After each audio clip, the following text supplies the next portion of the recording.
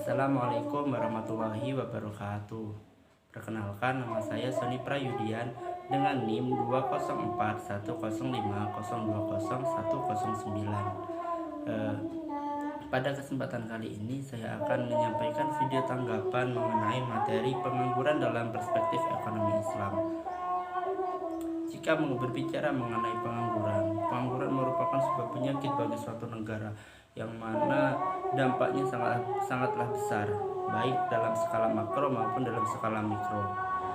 Pengertian pengangguran sendiri yaitu orang yang masuk dalam angkatan kerja yaitu orang yang berusia 15 tahun sampai 64 tahun yang tidak bekerja atau sedang mencari kerja namun belum mendapatkannya. Akan tetapi tidak semua orang yang masuk dalam angkatan kerja itu semuanya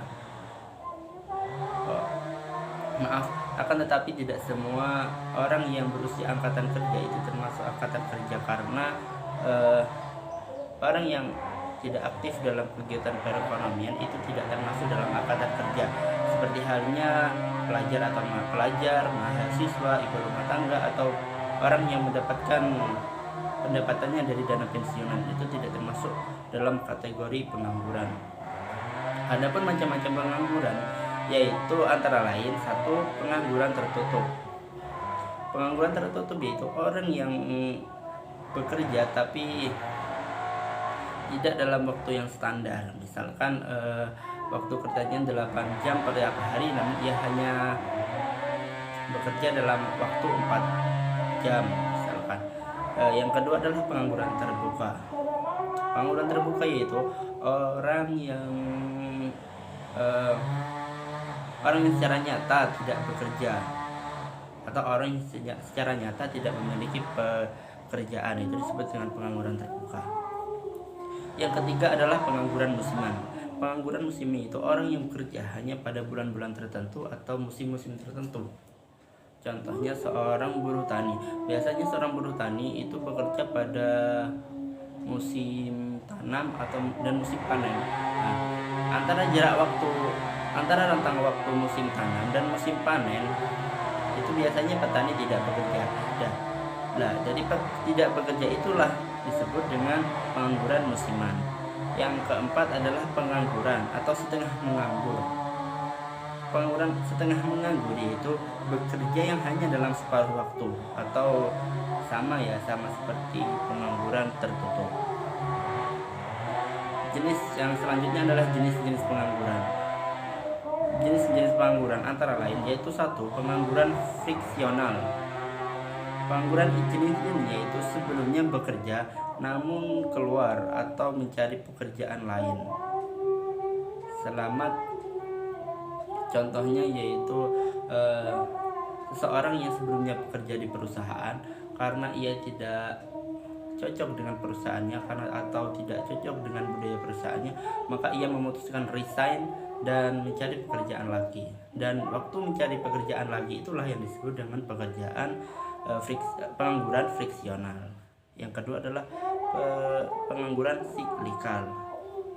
Pengangguran jenis ini yaitu pengangguran yang diakibatkan adanya krisis ekonomi atau resesi. Contohnya ketika perusahaan terdampak resesi atau krisis ekonomi, maka perusahaan itu akan menurunkan produktivitasnya dan jumlah karyawannya. Untuk menurunkan jumlah karyawannya itu, maka sejumlah karyawan akan di PHK, dan orang di PHK itulah yang disebut dengan pengangguran siklikal. Yang ketiga adalah pengangguran struktural. Pengangguran jenis ini yaitu terjadi karena situasi ekonomi baik skala nasional maupun internasional, atau pengangguran karena perubahan struktural masyarakat dalam perekonomian. Contohnya gini, suatu masyarakat desa itu pekerjaannya adalah pertanian, dan karena ada perubahan struktural maka pertanian diubah menjadi sektor industri. Dan masyarakat yang ingin bekerja dalam sektor industri itu tidak bisa menyesuaikan karena sebelumnya ia adalah bekerja sebagai petani, maka disebut sebagai pengangguran struktural. Yang selanjutnya yaitu pengangguran teknologi. Pengangguran teknologi karena yaitu pengangguran yang disebabkan oleh teknologi. Contohnya seorang petani yang biasanya membajak sawahnya dengan kerbau, itu karena kemajuan teknologi maka kerbau diubah menjadi traktor. Nah, itu perubahan itulah disebut dengan pengangguran teknologi karena teknologi. Selanjutnya itu dampak-dampak pengangguran. Seperti yang sudah disebutkan di awal bahwa pengangguran itu dampaknya besar sekali. Adapun dampak-dampak pengangguran yaitu satu, menurunkan pendapatan per kapita dan pertumbuhan ekonomi. Jadi jika terjadi pengangguran, maka pendapatan suatu negara akan menurun, dan pendapatan yang menurun akan mengakibatkan pendapatan per kapita juga menurun dan akan menyebabkan pertumbuhan ekonomi juga menurun. Yang kedua adalah meningkatkan biaya sosial. Jika dalam sebuah negara penganggurannya tinggi, maka pemerintah akan mengeluarkan bantuan sosial itu juga tinggi, karena pemerintah ingin masyarakatnya itu tidak menganggur. Yang ketiga adalah menurunkan aktivitas perekonomian. Yang keempat, menurunkan penerimaan negara. Yang kelima, menurunkan tingkat keterampilan.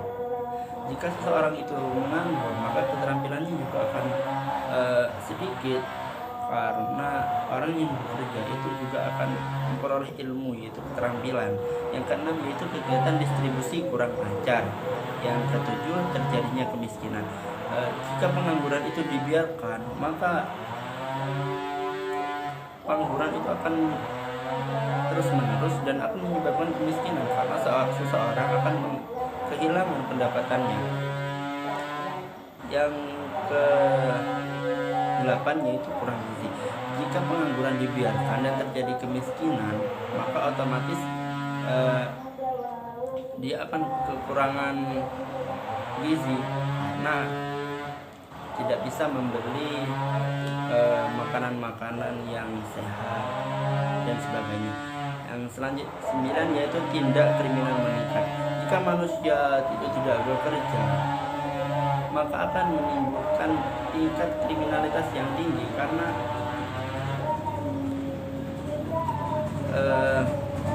kebutuhannya sangatlah besar. Yang 10 yaitu produktivitas tenaga kerja rendah, dan yang ke-11 yaitu upah yang rendah. Selanjutnya yaitu penyebab pengangguran. Adapun penyebab pengangguran, yang pertama yaitu tidak sebanding permintaan dan penawaran kerja.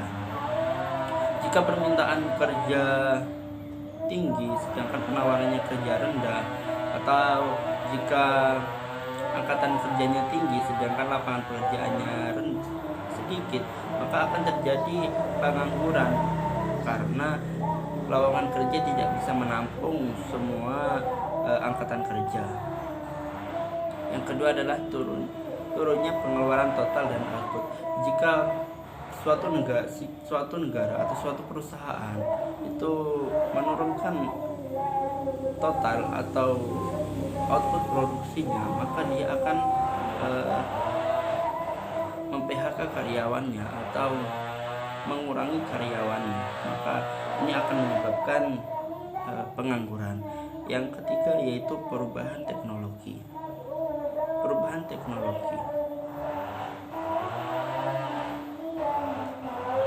Yang keempat yaitu waktu yang dibutuhkan untuk mencari pekerjaan. Selanjutnya itu cara mengatasi pengangguran. Adapun cara-cara untuk mengatasi pengangguran, yang pertama yaitu menyelenggarakan bursa tenaga kerja. Yang kedua, informasi lowongan kerja. Jadi informasi adalah lowongan kerja itu sangat penting untuk menyerap tenaga kerja. Yang ketiga yaitu memberikan pelatihan kerja. Pelatihan kerja juga perlu untuk meningkatkan skill atau kualitas sebagai tenaga kerja. Yang keempat yaitu membuka lapangan kerja sebanyak-banyaknya. Yang kelima, meningkatkan peredaran modal usaha. Yang keenam, meningkatkan jiwa kewirausahaan. 7, transmigrasi, yaitu perpindahan penduduk dari penduduk yang pada suatu tempat yang pada penduduknya ke tempat yang jarang penduduknya. Pengangguran dalam ekonomi Islam. Pengangguran ada dua, yaitu pengangguran jabariyah atau terpaksa. Pengangguran ini yaitu orang yang sudah masuk dalam angkatan kerja dan mencari pekerjaan namun ia tidak menemukannya, maka ini disebut dengan pengangguran jabariyah atau pengangguran terpaksa. Yang kedua adalah pengangguran khiyariyah atau pilihan, yaitu orang yang memang memilih untuk tidak bekerja, misal karena malas. Adapun solusi pengangguran dalam perspektif Islami itu satu untuk mekanisme individu, yang kedua adalah mekanisme sosial ekonomi. Sekian dari saya. Wassalamualaikum warahmatullahi wabarakatuh.